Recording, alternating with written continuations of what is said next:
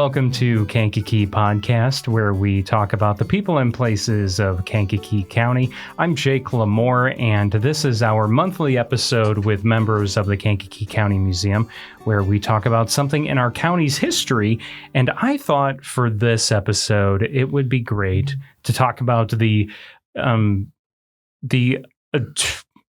inception of the Kankakee Public Library, because I stumbled upon a story about it the other day, and I thought it was pretty darn fascinating.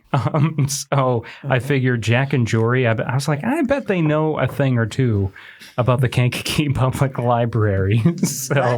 So yeah, welcome Jack and Jorie back to Kankakee Podcast. Thank you. It's always a pleasure to be with you. Let us make sure we know which building we're talking about. Well, sure. Yeah, so this is the original building. So if you're watching the video version of this, Jorie is showing us a picture of the beautiful limestone building that is the original building of the Kankakee Public Library. Now, present day, it is the administration building for the city of Kankakee. It's on South Indiana. Yes, and Indiana and Station. Station, thank you. I was going to say Merchant, but I'm like, no, that's not right. It's Station. Thank you, Jack. And I think that qualifies as possibly the most beautiful building in Kankakee. Yes. It is really gorgeous. Italianate architecture. You know, and we'll kind of get into.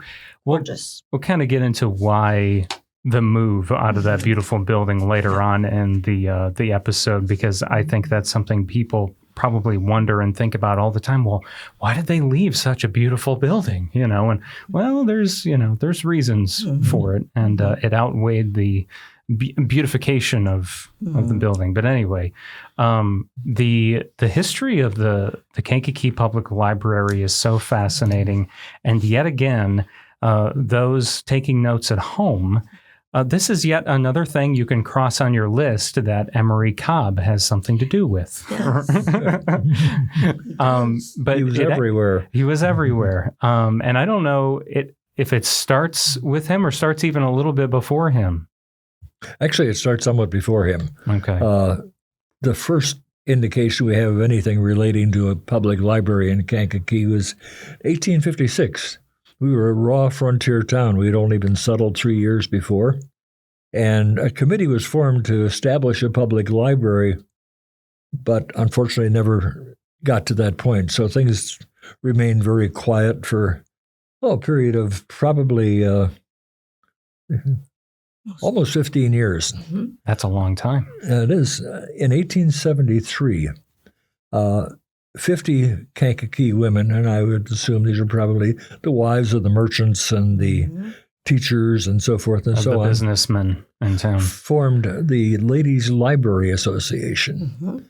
And this was not a public library. It was a membership type of thing. The members paid $2 annual fee to borrow books, and they were encouraged to donate books to the library as well to build up the collection.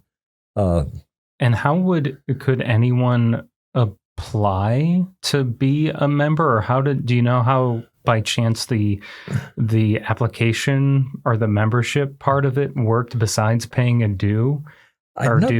Not that I know of, although in later years there were some rather tight rules for becoming a book person in the public library. Okay. And I think Jorie has that. Oh, yeah. Want me to read it now? Yeah, why not? I think so. If you wanted to borrow books from the new Kankakee Public, at that time, public library in the 1890s. Oh, wrong one. Sorry. There were some rather interesting requirements or suggestions, which Jorie's trying to dig up at the moment here. But that's okay. I had it. Well, she's looking for that. We can talk about where the Ladies Library Association was, though. Sure, yes. They had a small building. I don't know whether they rented it or owned it, on Court Street, right across from the courthouse. In fact, probably from what I can tell, there was the Baptist church on the corner at Court in Indiana. And Here it is. In later years, the next lot was the sheriff's office and jail. But I think that was, this was well before that. So I think it was probably either there or across the alley next to where the where the post office is now. Okay, that's kind of what I was thinking. Yeah. By 1895, they had 3,000 volumes in their collection. That's pretty good. Pretty good for that size of a town. Jorie, did you find the information? I did. Yes. Okay, I'll read a little bit. Any person of good deportment and habits may use the reading room. Intoxicated persons unclean in their dress and habits will not be admitted to the reading room. The librarian is instructed not to deliver any books into unclean hands. Loud talking, chewing tobacco, conversation are not permitted. So this was a very high class member, Well, at that time it was the public library, but still, it was very much reserved for people who were of the higher class, it sounds like. The town drunk needn't apply. Yeah, exactly. Yeah. Trying to prove his point at the local saloon. I read something in the notes that there was a struggle with when they decided to actually have a place to build the building. And some of the people wanted it to be done more quickly. Let's get it done. Let's get it started. Let's move ahead. And others were saying, wait a minute, let's not do this too fast. Let's make sure we get the right spot, the right location, the right type of building, one that we can afford, one that we can afford to heat and afford to cool. Because I read they were having issues with the smaller building they already had. With the money coming in wasn't quite enough to cover the bills that they had.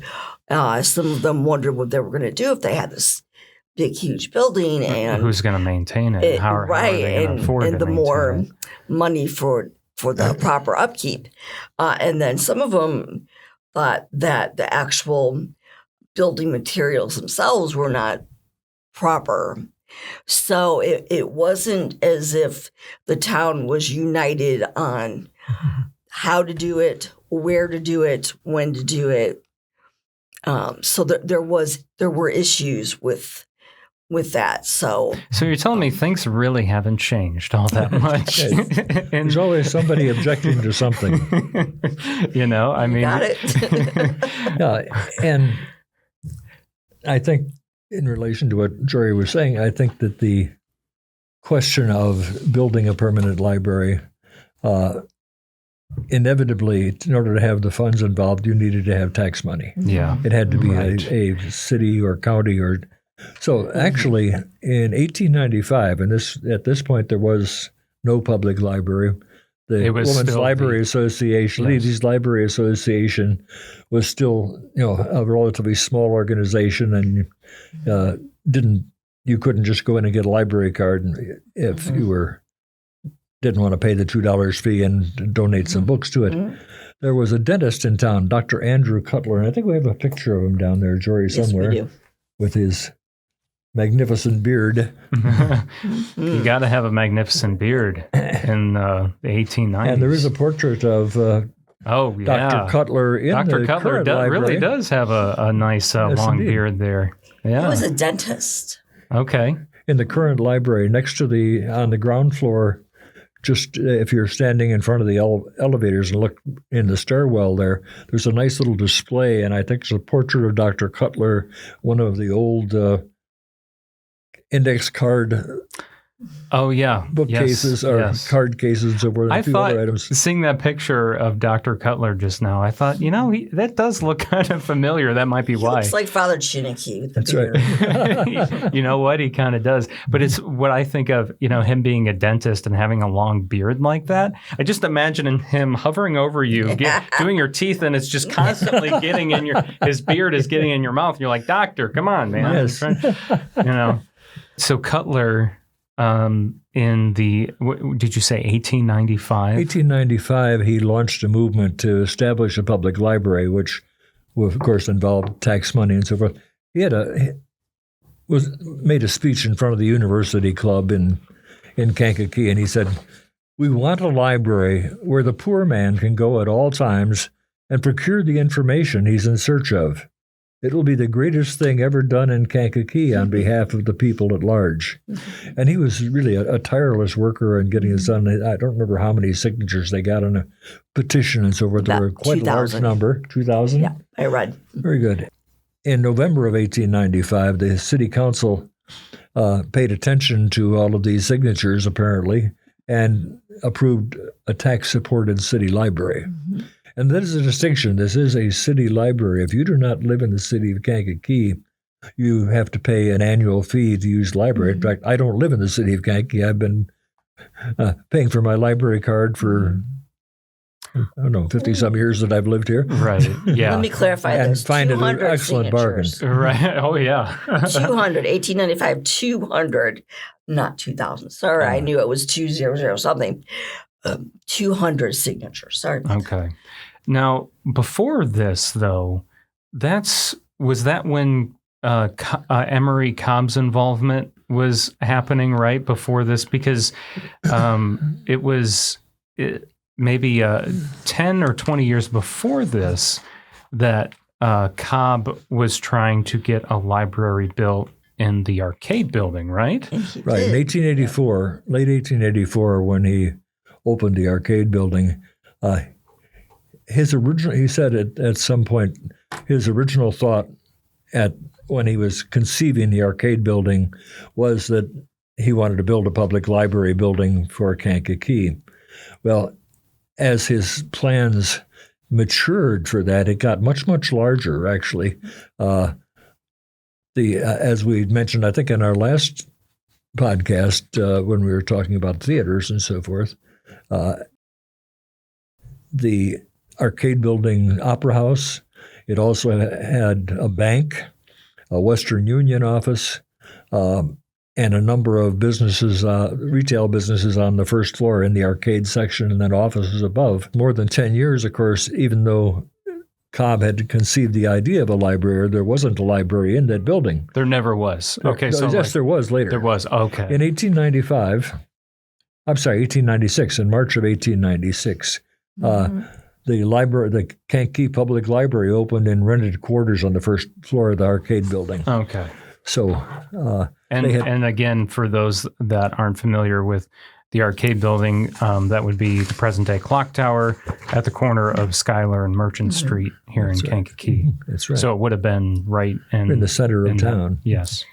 And they had 600 donated books when they opened, including 50 from Dr. Cutler's private library. He had donated them to the city. And I wonder, too, so at this time, and excuse me if I'm getting ahead, but the Women's League or the Women's Library Association, did their collection now become part of the public library? Mostly.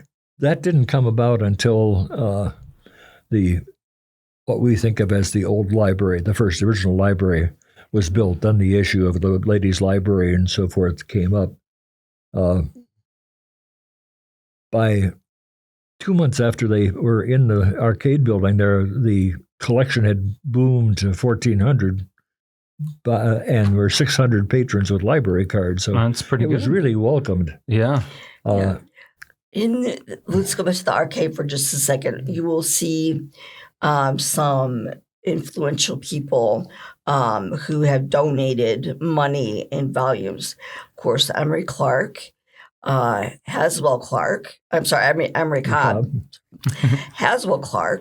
Herman Snow, H.K. Wheeler, Alpiner. Glenn Alpiner, or his father. LaCour and Sons. People remember the LaCours. Babst and Mr. Schneider's Insurance. Okay. These were the movers and shakers. The prominent business people in the Dr. city. Cutler donated 50 volumes, including Encyclopedia Britannica, and Colonel Clark donated several years of Atlantic Monthly back issues. So they were off to a good start. Yeah. Oh, yeah. I did read a little bit that they had at one point more fiction than nonfiction, and some of the people were really worried that they weren't getting enough balance between the two. Because that was the whole point of having the public library, was having access to information. Correct. Educational. Yeah. And Right. if people were reading more fiction, it's like, why did we go through all this? I just imagine this is what things look like in my head sometimes. I picture and I'm not making fun of anyone super religious, but I just imagine the very Christian oriented people being very worried about them reading more fiction than Yes. That's what kind are of we putting into their heads? Exactly. I was reading through some of this. So again, I'm not, it's just what I picture in my head. So, we get the library, the public library is formed. It's in the arcade building, Right. and it stays there for how long? Not terribly long. In 1897, a search for a library site was underway where they could build a substantial library that would have, proper presence. Was and it enough pretty room small in the arcade building? I think there? it was. Yeah, if you're talking about 1,500 books. And it's not terribly large. And, of course, I don't know how much space they had available to expand there either. Let me add that real quick. 1896. Dr. Cutler expressed concern, however, that almost 63% of book circulation were fiction. He hoped that patrons would make better use of the nonfiction material. We're just talking about. Ties back to his quote about the library where a poor man can go at all times and procure the administration, or the information he's in search of. Yes, but I would also imagine, sometimes the poor man, unfortunately, probably can't even read at that time. Illiterate people. Or afford the $2. Or that. Yes. Or that. Yeah. But anyway. Anyway, by 1897, just a year after they moved into established the library in the arcade building, they're actively looking for a site. Now, the first site that was offered as a donation was on Dearborn, I think in the 100 block. I'm not clear from the notes I have here, but it was rejected as being too small for the future of the library. So yeah, because the idea was expansion. Right. And they may as well, if they're not going to expand, they may as well stay where they're at. Right. But one of the Ladies Library Association founders, Mrs. George Hewling, who again was quite prominent in the community and as a socialite type of person. Yeah, I feel like I see. Yeah, there's a picture of her right there that Jorie's showing. I definitely have seen that name around a lot, and in fact, she's been featured in one of the cemetery walks. That's right. She and her husband. Yeah. Yes. The museum puts on. Along with a lot of these names. Yes, that's true. Very true. She donated to the new library after the city a lot on the southeast corner of Station in Indiana. And there's a building that we have a picture of. There's the one without the lions, I believe. So it was her and her family's land? Just her husband had died. She also donated $5,000 from her late husband's estate. He was a businessman, and I'm not sure exactly. I think he may have been in the building business, but he also at some point had served as deputy mayor of Kankakee. But they were a well-off family, and so I'm sure they could afford the $5,000. Well, sure. And I mean, the fact, just the donation of the land alone That's right. is huge. Yeah, because this is right just on the edge of what is basically downtown, and it was not way out in the boonies somewhere. The issue that you mentioned before of what happens to the Ladies Library Association came up once that was established that they would be building a larger library. And Dr. Cutler, again, is involved. He led the negotiations with the Ladies Library Association to merge their collection with the city library. Since each of the members of the Ladies Library Association basically owned a share of the library, and especially the books that they had donated or that percentage of the total holdings. Some of them didn't want to do that. The majority of the Ladies Library Association agreed to add their books to the city library. They're relatively few, and I think it was only like 5 or 6, maybe not even that many. I saw a number at some point, but I couldn't find it when I was researching this. I said, no, we want to have our books back. Wow. But come 1898 in June, things got real. The cornerstone was laid at ceremonies at Indiana and Station. Does Jorie have anything on that section? It was a big deal. Yeah, I remember reading. Memorable occasion. The groundbreaking was a big deal. Yeah, cornerstone is laid. It's a good-sized picture, a good-sized section of the Scotch story. granite bears the following inscription. Board of Directors, different names. I'll just name a few that we should be familiar with. Paddock, Emery Cobb, Schneider, Cutler, Magruder, Snow, H.K. Wheeler, Mrs. Hewling, sorry. And then the architects, Swift and Company and Morrison Fuller Architects. While we're talking about that, let me tell you what the original building was like on the inside. Good idea. I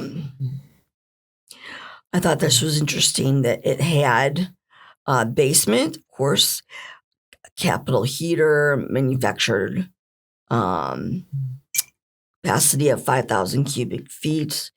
Basement for storage, although it contains a men's reading room, 24 by 38 feet in diameter, corresponding in size with that set apart of accommodation of women, including immediately above it.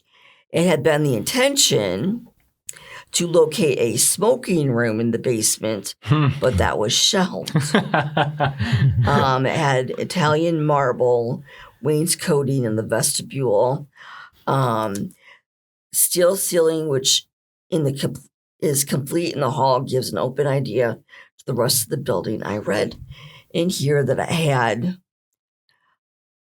a stage, a small stairwell leading to the book room for the men's dressing room, an auditorium, including the large committee room, which is separated by the hall by sliding partitions, will seat 600 people. The stage is visible from every part of the house. That was the 3rd floor, I believe, probably. Mm-hmm. The hall for recitals, which are a feature of the Kankakee Conservatory of Music. And I also read somewhere it had many different dressing rooms. So this wasn't just any ordinary library. This was going to be something of major interest to the community, as part of like what I pictured the Civic Center was like later on. Yes, like the arts and showcasing the arts. To perform different things. Right. And I would, just as you're reading the description, I know if you walked through the doors today in that building, which is now the City of Kankakee Administration Building, I'm pretty sure a lot has changed since they took the building over. Oh, definitely. You have no idea. And it would have been interesting because I don't remember I think maybe just one time I visited the library when it was at the original building, but I was so young that I don't have a good memory of what the inside looked like. I worked there for summer of 1995. Okay. I worked on the main floor, and the 3rd floor, and then I had the bottom floor for children's regular adult fiction and nonfiction, and the 3rd floor was, the 3rd floor was nonfiction. Okay. Reference. Yeah. It would just be interesting to do a walkthrough. If you could, do a walkthrough of like what it was like and what it's like now to kind of show the difference. Yes. Very different. Kind of interesting note too that, and going back to what Jorie was reading about the auditorium, which was located on the 3rd floor. And it had a specific name. It was Huling Hall. Yes, it was. And it was Huling Hall because that was a requirement of Mrs. Huling's gift to the city, was that, yes, an auditorium for programs and so forth should be named for the Huling family. Okay. And was there some controversy on getting that put in, or was that pretty easy? I thought I remember there being some type of... I don't recall any... Okay, there must have been something else that I'm thinking. One thing that was controversy, though, or at least an interesting thing, is the... we talked about the cornerstone being laid in 1898. Yes. A century after that, and I'm not sure how precisely a century, there was an attempt to find a time capsule that supposedly was behind the cornerstone.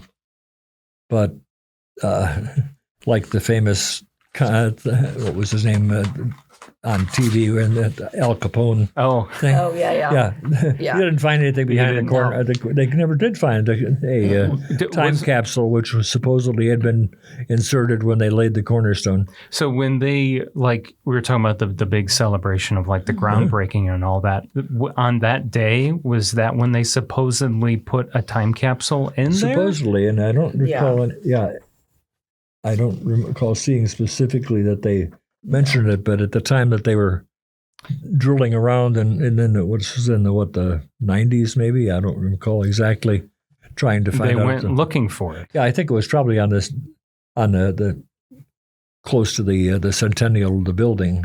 I would think 97, 98. So either they never put it in there, right, or we just have no idea. Like it's on the grounds or somewhere, and we just don't know where. Yeah, because the cornerstone is pretty prominent. If you look at that building from the corner of Indiana and Station, it's right there on the turret kind of section down on the ground. Huh. Boy, that makes me want to go investigate. See if we can find this time capsule. The library opened to the public on January 5th, 1899. And I suspect Jorie may have some information. We have a separate topic here regarding the Lions, which, of course, is the story about the Lions is really cool. Yeah, let's do that But one. there was quite a big pomp and circumstance of when the library opened. They had all kinds of, I think they had bands performing and things like that. It was a pretty big deal. Let me see and people waiting in line to sign up for library cards. Library cards. Yeah. And so forth. Did you have something, Jorie? Laying the cornerstone, at least. They had police department in uniform, Kankakee band, 20 carriages containing citizens, city fire department, uniform rank, Riverview Lodge and Kankakee Lodge, Knights of Pythias, 75 strong, German, I don't know a German word. Modern American Woman, Bund, maybe, and Howard Lodge. They had, along with Whipple Post and all kinds of people coming out for this particular event. Are there perhaps pictures of that anywhere? Not that I haven't found any. And we have a pretty Okay. extensive photo collection. And we never did find that. And That would have been quite a sight to see. I would think so. Yeah. All right, let's show where the lions first appeared. Okay, yeah, let's talk about the story of the lions. Okay. What's with these lions that have been in front of the library? Well, yeah, there are two lions, Seymour and Readmore are the names of the two lions. And they are cast iron, I believe, lions. So Jorie is showing a picture of right Gelino's. now. Gelino Brothers Department Store in Kankakee, which was located where? Court and Schuyler. Anybody who remembers Montgomery Ward's downtown before it moved a few blocks over? Or where the executive center is right now. The executive center is right now. Oh, which is where the current library is. Current library is, yes. That's block north. Yeah. Gelino Brothers is where the Lions came to Kankakee, but they go back further. I was going to say, I didn't think they were native to Kankakee. No, 1880, there was a store in downtown Chicago called Gossage's dry goods store, the precursor of department stores. And they apparently purchased these lions and put them up on the sidewalk in front of their building. In about 1900, the Gossage store was bought by Carson Peary Scott and Company, which of course was a good-sized retailer even then. But in 1904, Carson's got bigger yet. They bought, I think, probably the second largest department store in Chicago, Schlesinger and Mayer, which had not long before that opened a magnificent store at State and Washington in downtown Chicago. Carson's, of course, bought Schlesinger and Mayer, so that the building, which was designed by Louis Sullivan, and had this incredible cast iron entrance, which still is there today. It's now a Target store. But when Carson's decided they were going to move into that building, unfortunately, they looked and they said, the lions don't really fit with this fancy architecture that we have for the entrance of the store, so I guess we're going to put them in storage and see what happens. So they ended up in storage. And for about a year, in 1905, Giulino Brothers of Kankakee, they were long-term customers of Carson's wholesale operation, so they had a very good relationship with Carson's. They offered to buy the lions. They apparently had found out they had them in storage and wanted to know what to do with them. They liked the lions. They liked the lions, yes. Carson said, "No, we won't sell them to you. We'll give them to you. Oh. But there's one condition. They have to be well cared for and properly fed." and so they migrated from downtown Chicago to downtown Kankakee. Unfortunately, with all the various pictures of the Giulino department store that we have none of them is showing the lions. That's a bummer. Yeah. But we know for sure that's where they came. We know for sure they were, and it was basically 1/2 block north of where they are now. Okay. At the top of the hill. They were a big hit with the kids. Oh, I'm sure. And that's the question I have for you, and I don't know if you're able to answer, but is there a significance behind these lions? Like, for instance, like what they stand for maybe? Or at that time was there just like an obsession with lion statues, or I'm just not sure if it had a deep meaning to have these lions outside your store. I think that there was no particular significance. It just, there was a popular thing. Decorative. Yeah, sort of like giant garden gnomes. Yeah, that's true. And I guess I think of like, you think of lions, you don't just think of the Kankakee Public Library, but you also think of like Municipal Bank. Yeah. That's kind of like their... and the Art Institute of Chicago. Art Institute of Chicago as well. Yeah. I guess I just was curious if there was... Yeah, I think that it was probably had no philosophical basis, just they looked good there, and there's strength so forth, yes. Yeah.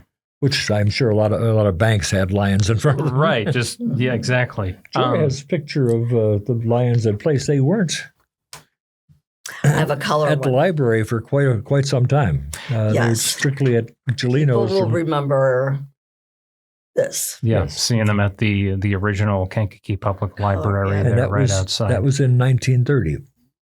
So the library was without lions at its location at Indiana and Station from 1905 until 1929 when Giulino's closed.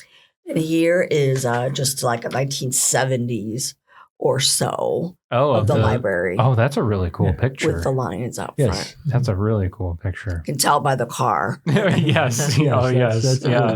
That's a good shot, though. Yeah. Yeah. It's a very good shot. It's like I guess it would be the camera's looking down Station. Yes. Down Indiana. Or down Indiana. Is it down Station. Indiana? Yeah. Oh, okay. From Station. You're looking south on Indiana and actually slightly southeast. Mm-hmm. I think it was just a nice, welcoming thing to see these on the little shelves that they were on. Sure. Shelves. And it still is, when you go into the library today. Something interesting. And they're slightly different lions. If you look at them closely, they're not identical. Yeah, I have noticed that. But so the Gelino brothers, did they just donate them, or how did they closed in 1929, and in January of 1930, the Kankakee Library bought the lions from Gelino's for $25. They should have just gave them to him, for goodness sakes.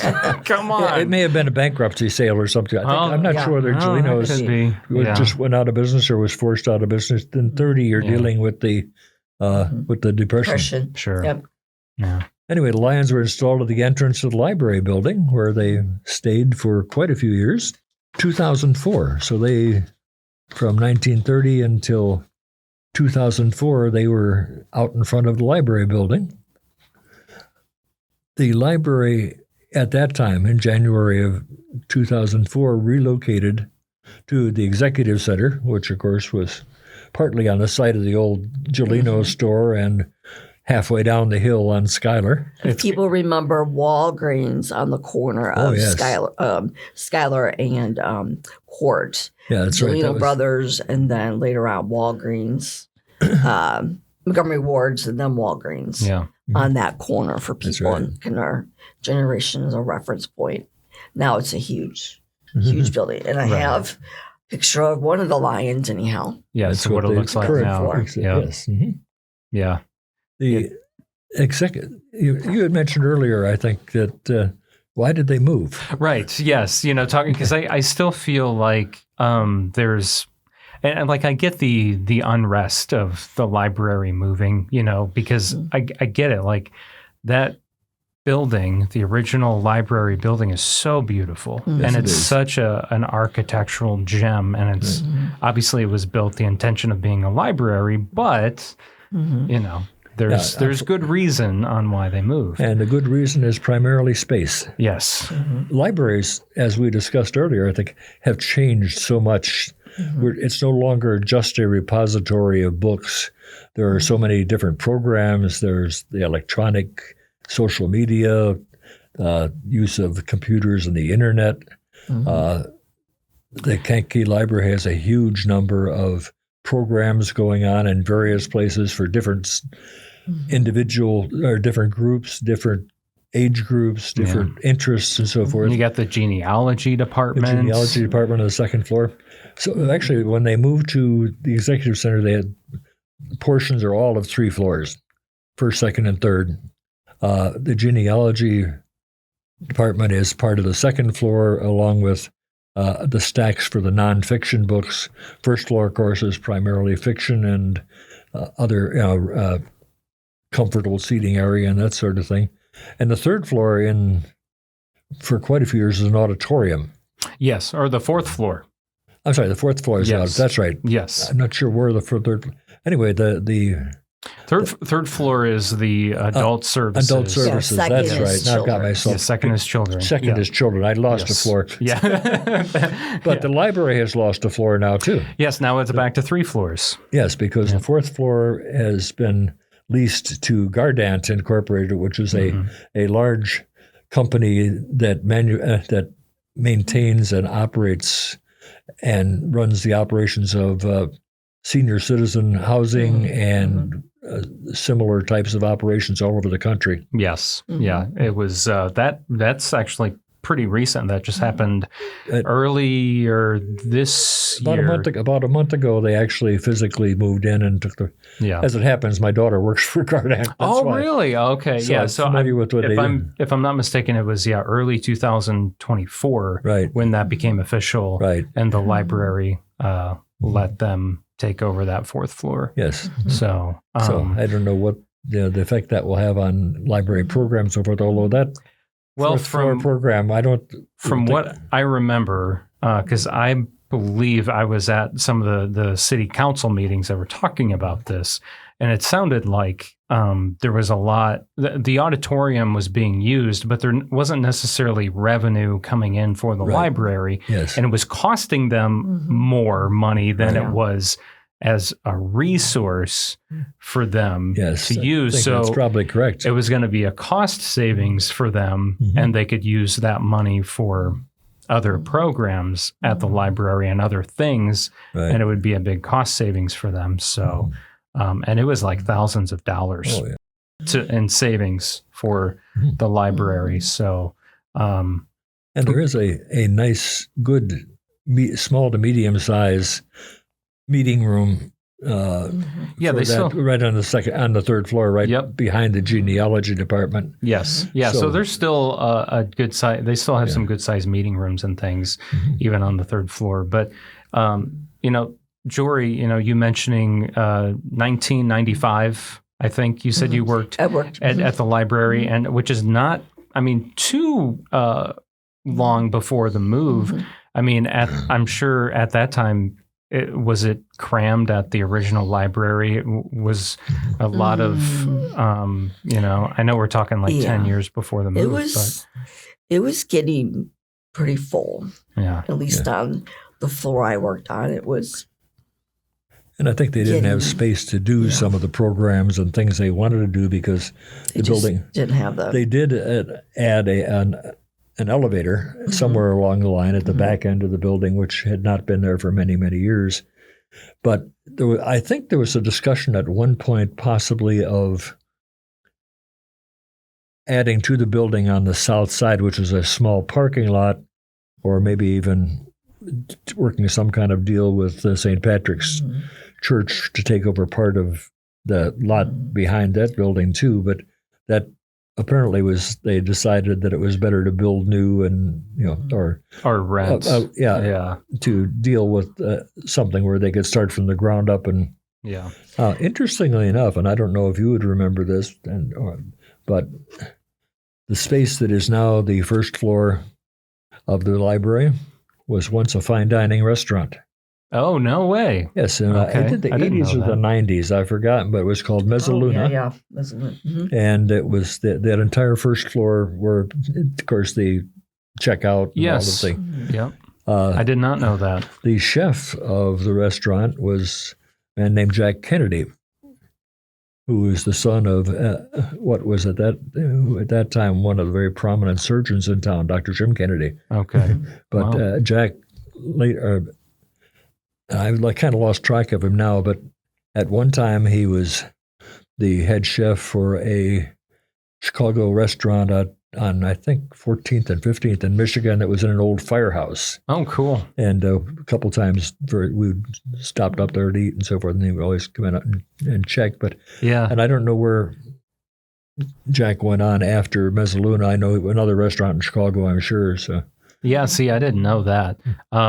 One of my favorite stories that I think you told on a previous podcast, but we should retell again since it's about the library. But when the library moved into the executive center, there was something about the weight, right, of the books. I don't recall that we did that, but that might. You don't remember talking about that? Or maybe it wasn't you. Maybe it was someone else who told me the story. I can see where there would be concern because of the floors were not built for all of the weight the concentrated of the books. Location. So they had to reinforce. That. Maybe that's something I also learned at a city council meeting. You learn all kinds of things at those meetings. You think they're boring, but they're not. But a few of those in my newspaper. But they moved in, and the floors were like bowing. Sagging. They were sagging because of the weight, so they had to go in there and put up some extra support because because the building was built as an office building, so you would have had a very distributed light load, and then now you're putting. Imagine just rows of shelves and just books are heavy. Yeah, books are very heavy. Yeah. So I always thought that was a funny, interesting. A funny story how they had to go in there. And the story that we talked about before, I think before we went on into the program here, as far as strange reactions to the library, strange stories about the library. When I moved here in '63 to work for the Journal, of course at that time we lived in the city, so I could get a library card. But the library was run by a couple of what you could almost characterize as little old ladies, a pair of sisters, the Brown sisters, and I'm probably maligning them unnecessarily. They were very tight with how controlling things as far as the books are concerned. People used to laugh sometimes, said their mission was protecting their books from people. Yeah. And not so much getting their books to people, protecting the books from the people. But one of the things I always remember was Walter Knecht, who was the superintendent of schools in District 111, the Kankakee schools. When he moved to Kankakee to take over the schools, he lived in West Kankakee, which at that time was outside the city. It had not been annexed yet. And so he went to get a library card. And the librarians looked at that and said, well, you don't live in the city. We'd have to charge you for the card. And I said, okay, But they also said, well, since we don't know you, we have to get a reputable citizen of the city, somebody who lives in the city, to vouch for you. You're like, and he's like, I'm the superintendent of the school district. What else do I need? But he found somebody very proper, Jorie Morgan, who was the city reporter for the Kankakee Daily Journal. Oh my gosh. Vouched for him so he could get a library card. Still, though, I mean, that's hilarious. I don't really want to malign librarians because they're wonderful people. Oh, yes. I have found through the many years that, they can find things that you never expect them to find, especially reference librarians. Yes. And I can't say, not that I ever would say anything bad about libraries, but, my wife is a children's librarian, and I'm very grateful for all the things that she does for kids and even just our own kids. Like she's very good at, getting them information and just helping their imagination just thrive. I call the library frequently for requests. If I am stumped on something, then I will contact them, and they're usually really good with helping.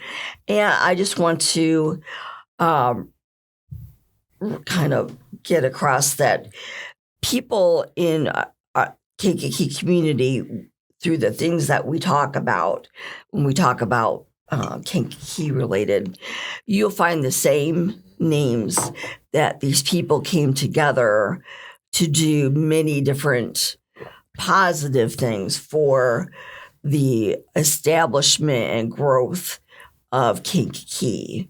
And I really like to stress that when we talk about the different things. When we do cemetery walk, a lot of these names will come up and we'll do those. But they really had the best interest of the people at heart when they built downtown Kankakee and all the different things in Kankakee over the period of time. The city people really came together. They had their differences, but they came together for the citizens, and they were prominent citizens who did it, who had a little bit of influence and money, but they did it for the citizens of Kankakee. Yeah. And I think that really is representative in the public library. That's well said. Yeah. Yes, I mean, well anyone who's anyone needs the public library for something. Yes. So yeah, shout out to the Kankakee Public Library for all they do for our community. And we're so grateful to have such a wonderful and library. all the libraries. And all of them. All the libraries in the area. Yes. Bradley started as a very little tiny space on Broadway, and then they raised money, and then they had a building, then they expanded as well. Yeah. Bourbonnais is a good big library. Yeah. Moments has a library. I was in contact with them recently. But yes, you can get loads of information, especially nowadays with multimedia available. I'm still in the card catalog and Dewey Decimal System in my head. But they have come up with technology through the last decade, 20 years.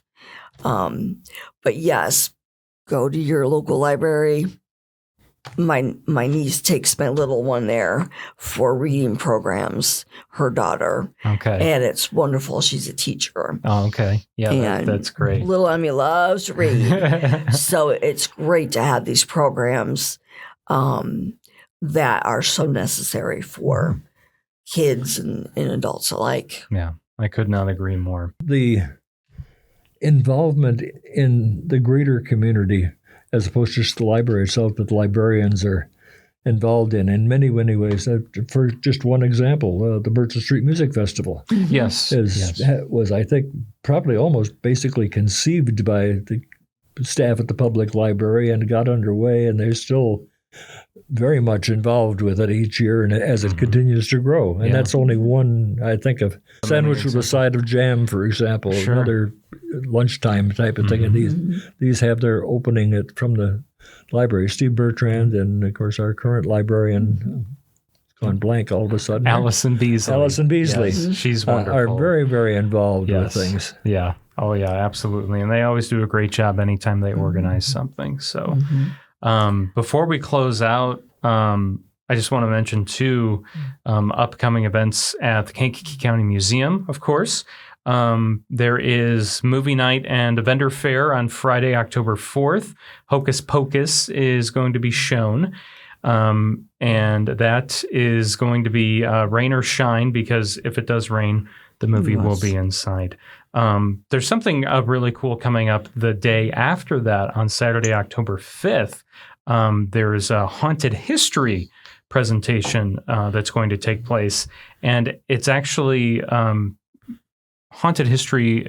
I know there's some events like Chicago. They're going to talk about like John Dillinger and things like that. But then I think they're also going to talk about some other hauntings throughout the Midwest. So that'll be a really cool presentation. And that takes place at the museum. You have to get tickets for that, just so you know. But that will be at the museum's main campus. We have the 14th annual Artisan Fair, Saturday, November 2nd at 9 a.m. Another movie night on November 15th. December 5th is the 46th annual Gallery of Trees. That's kind of when the opening takes place. The opening to the public will be December 5th, and then it goes on through the 29th. That's right. And then, of course, the New Year's Eve party at the Majestic Theater right on New Year's Eve. If you want to see some great, or I should say, hear some great jazz music, that is going to be the night to do that. So you can go to KankakeeCountyMuseum.com or Kankakee County Museum on Facebook and Instagram to learn more as well. And if anybody wants to do a more deeper dive into the history of Kankakee Library, I have a huge box. This is only a small portion of what is in the box. So if anybody would like to do more research on it, please feel free to contact me. Okay. Thank you, Jorie and Jack, as always, for stopping by. We always have fun. Yes. We look forward to this. Me too. That concludes this episode of Kankakee Podcast. I'm Jake LaMore. Thank you so much for listening. Please hit that subscribe button if you haven't already, and leave us a rating and review on Apple Podcasts and Spotify. Follow us on Facebook, Instagram, and LinkedIn at Kankakee Podcast. Shout out to Stephanie Vanderweide for supporting the show each month through Patreon. If you want your name announced on a future episode, you can sign up at patreon.com/Kankakee Podcast. Special thanks to our sponsors, Chicago Dough Company, Noble Dairy Queen Stores, Frank's Appliance Center and Sleep Source, Pigosh Engineering, King Music, Little Me Studio, Taco John's, D. Westfall Jewelers, and Edward Jones Financial Advisor Adam Elroy. Kankakee Podcast is produced by the fine team at Pathfinder, a full-service marketing agency in downtown Kankakee. Learn more at yourpathfinder.io. Our theme song is by Lupe Carroll. This river